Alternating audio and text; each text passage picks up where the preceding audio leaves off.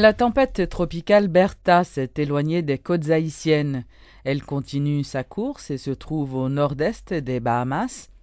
La tempête tropicale Bertha avait balayé l'est des Caraïbes vendredi, entraînant de fortes pluies et des vents violents dans la région sans avoir affecté Haïti. Cependant, une légère onde tropicale qui vient de quitter l'arc antillais se dirige au sud des Grandes Antilles en se déplaçant rapidement. Toutefois, cette onde ne montre aucun signe d'organisation selon notre météorologue Rudolf Victor. Le gouvernement qualifie de kamikaze le groupe des 6 sénateurs qui s'opposent aux amendements de la loi électorale. Dans le cadre de la conférence hebdomadaire ce lundi à la primature, le porte-parole du Premier ministre a en effet tiré à boulet rouge sur ces parlementaires qui, selon ses propos, s'emploient à saboter systématiquement le processus démocratique en Haïti. Enjeu qui gagne là encore, m'a répété pour nous encore, c'est un jeu renouvellement chambre député. Parce que le mandat a privé à terme en janvier 2015. Amendement est nécessaire pour être capable de faire élection pour la Chambre des députés. Le gouvernement a toujours priorisé le dialogue. C'est pour ça que malgré l'instrument légal que nous sommes capables de gagner, malgré l'instrument politique que nous gagnons, nous continuons à demander le dialogue. Donc, l'instrument politique là, c'est l'accord El Ranchoa, mais malgré tout, le gouvernement a priorisé le dialogue.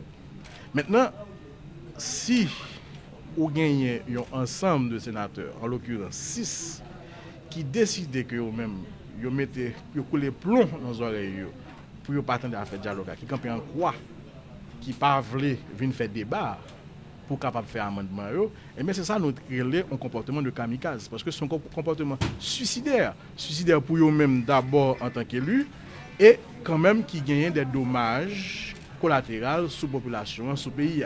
Donc c'est pour ça que nous utilisons le terme kamikaze et nous campons derrière. Si l'élection n'est pas en fait dans fin d'année, eh bien, j'en ai tout capable de constater, pas gagner chambre député en janvier 2015.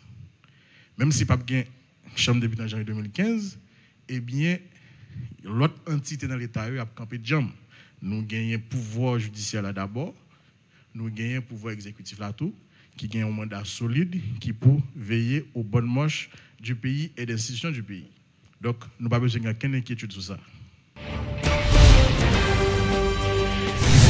Le Premier ministre Laurent Lamotte a reçu vendredi dernier en sa résidence privée le président du Sénat français, M. Jean-Pierre Bel. Un dîner a été offert en présence, entre autres, du président du Sénat haïtien, M. Dieuseul Simon Dera, des ministres chargés des relations avec le Parlement, des Finances, de l'Éducation nationale. Lors de cette rencontre, le chef du gouvernement haïtien a plaidé en faveur du renforcement des liens qui unissent la France et Haïti. Visite ça, c'est une visite très symbolique pour Haïti, une visite qui est très importante dans l'histoire de pays. Parce que j'aimerais dire, président du Sénat, Haïti avec la France, nous avons renouer relation pour que nous puissions avancer vers un futur prospère pour deux pays. Côté que gagner en pile synergie qui est capable de dégager dans la politique que le gouvernement haïtien a déployée sur le terrain, qui c'est une politique de développement économique, développement social et économique. La France gagne en pile de grands investisseurs à travers le monde qui investissent dans plusieurs pays. Donc, nous parlons avec le président pour que l'investissement français en Haïti, il faut que les augmente. Il faut que nous fassions plus ensemble et bien entendu, Haïti gagne en pile que le capable de bénéficier de ça. L'autre point en tout, c'est que nous devons renforcer les liens diplomatiques qui lient nous. Nous devons renforcer la coopération entre la France et Haïti. Et avec nouvelle compréhension ça, qui gagne entre le président français et le président haïtien, nous croyons que les relations qui ne sont jamais aussi bonnes que aujourd'hui, devraient l'améliorer plus toujours pour que deux peuples soient capables de bénéficier. Et de son côté, le président du Sénat français, M. Jean-Pierre Bel, a vanté l'amitié entre la France et Haïti qui ont une histoire commune. Jamais les relations entre Haïti et la France n'ont été aussi bonnes. Ma visite s'inscrit dans cette amitié. Les messages que nous avons apportés avec mes collègues sont des messages d'amitié, de reconnaissance entre deux pays qui ont une histoire commune dont nous avons parlé, que nous assumons, y compris dans ces pages les plus sombres pour nous. Mais aujourd'hui, nous voulons être aux côtés de nos amis haïtiens, avec le président de la République, avec le Premier ministre. Nous développons des coopérations que nous souhaitons poursuivre, puisque la France est depuis le tremblement de terre, depuis 2010, aux côtés de Haïti pour se reconstruire. Les engagements qui ont été pris ont été tenus.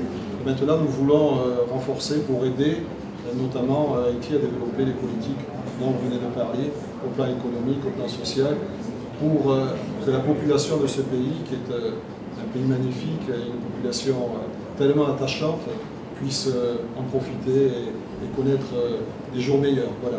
Nous remercions nos amis haïtiens de leur accueil, qui a été un accueil formidable, et nous souhaitons pouvoir continuer par de nouvelles visites ici à Haïti, à renforcer cette relation entre les deux pays.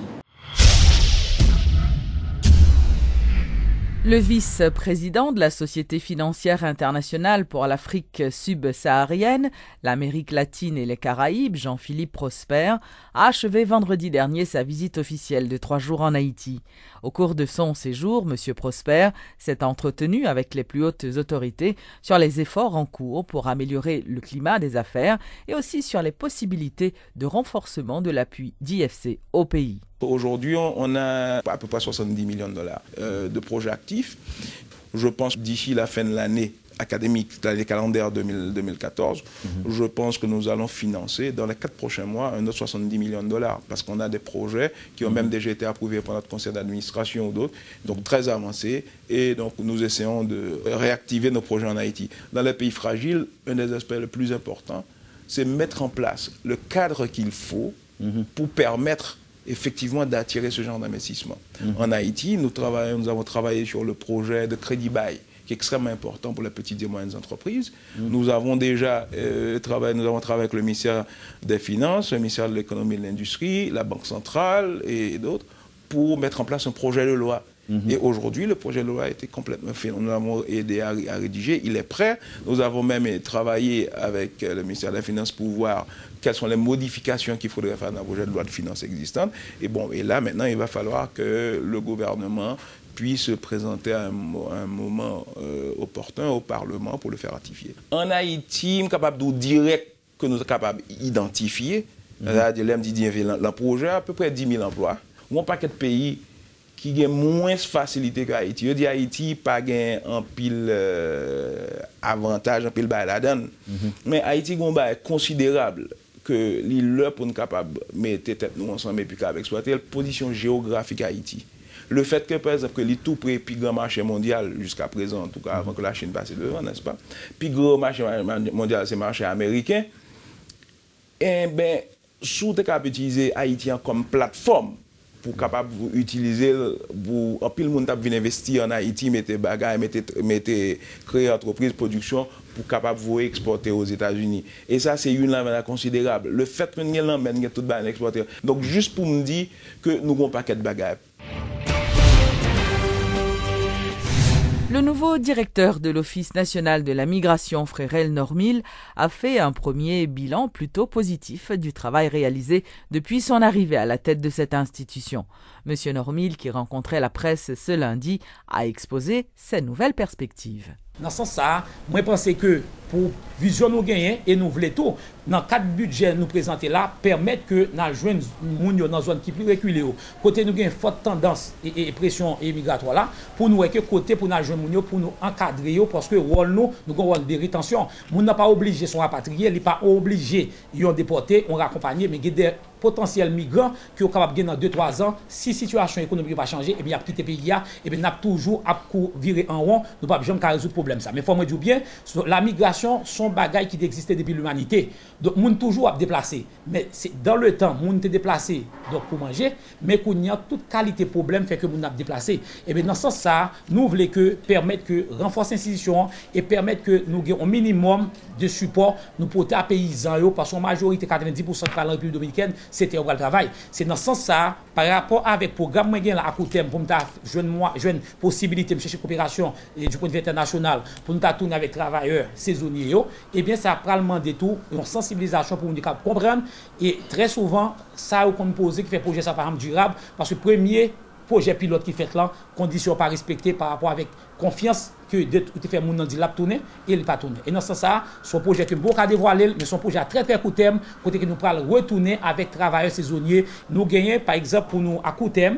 En fait, pour l'exercice 2013-2014 là, pour nous mettre un bureau régional à deux conseils avec OIM du côté nord-ouest, nous voulons aller ça par rapport au budget 2014-2015 là, pour nous construire un bureau pour office là dans Wanamet. Et nous avons village qui est les villages fériés, côté que nous programmons sous budget 2014-2015 là, côté que nous prenons agrandir village ça, côté que nous prenons réhabiliter village ça, et côté nous prenons construire des citernes communautaires pour Mounio et forme de comme dans pile dans zone pour nous ouais, à moyen terme, à court terme, à long terme, pour que si nous commencer à faire le travail, construire des puits artésiens pour eux, permettre que nous ayons assez de moyens pour pas besoin de traverser la République dominicaine. Donc, dans ce sens, question ça, moi, pense autorités et civiles, politiques, eh bien, ils comprennent la nécessité pour accompagner l'Office national de la migration et permettre que dans 10-15 ans, cap venir, pour nous gagner moins et monde qui quitte la province rentrer dans la capitale.